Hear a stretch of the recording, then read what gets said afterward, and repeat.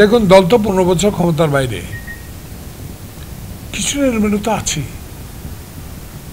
অত্যাচার, অবিচার, নির্যাতন, গুম, হত্যা, মামলা, এগুলো নিয়ে তো বিব্রত অবস্থায় আমরা দল।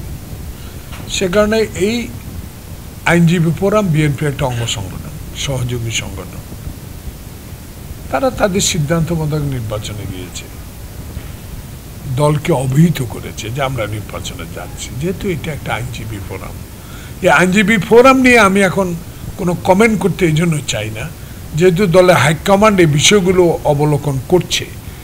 এক পক্ষ কি বলছে, অপর পক্ষ বহিষ্কার করছে, বহিষ্কারের উত্তর কি দিচ্ছে, এগুলা পত্র পত্রিকা বা আমরা নিজেরাই দেখছি। সে বিষয়ে আমি কোনো কমেন্ট করতে চাই না। আমি চাই, এটুকুই চাই যেন এগুলো নিরসন হয়, কারণ আইনজীবী ফোরামটা অত্যন্ত শক্তিশালী ফোরাম।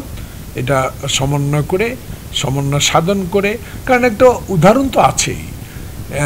18 নির্বাচনে কয়েকজন এমপি হয়েছেন, তারা দীর্ঘদিন পার্লামেন্টে ছিলেন, কথা বলেছেন। পরে দলের সিদ্ধান্ত যখন হয়েছে যে আপনারা উইথড্র করেন, তারা উইথড্র করে চলে আসছে। তাহলে দল নিশ্চয়ই ব্যারিস্টার খোকনকে বলবে বা আইনজীবী ফোরামের মাননীয় সভাপতিকে বলবে যে আপনারা রিকোয়েস্ট করেন উইথড্র করে চলে আসে। সে পরিস্থিতি আসলে নিশ্চয় করবে। তো এই বিষয়ে আমি মনে হয় হাইকমান্ড একটু চিন্তা ভাবনা করছেন, আমি এই বিষয়ে কমেন্ট করতে চাই না।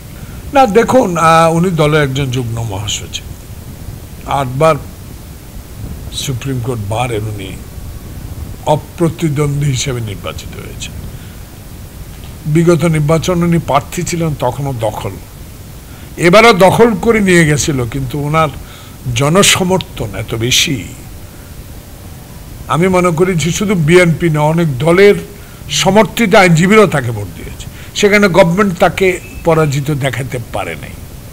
ব্যারিস্টার কাজলও খুব পপুলার, সেও জয়লাভ করেছে, কিন্তু সেখানেও তারা একটা পদ নিবে বিধায় আমি মনে করি, সেখানে আমি মনে করি যুগ্ম মহাসচিব এবং একটা বিগ পোস্ট, অনেক বিগ পোস্ট, এবং উনি রিজবির পরে ওনার স্থান, এবং উনি সারা বাংলাদেশের পপুলার আইনজীবী না, রাজনৈতিক নেতাও। ছাত্র জীবনে ছাত্র দল করেছেন, এই পর্যন্ত 2 বার এমপি হয়েছেন।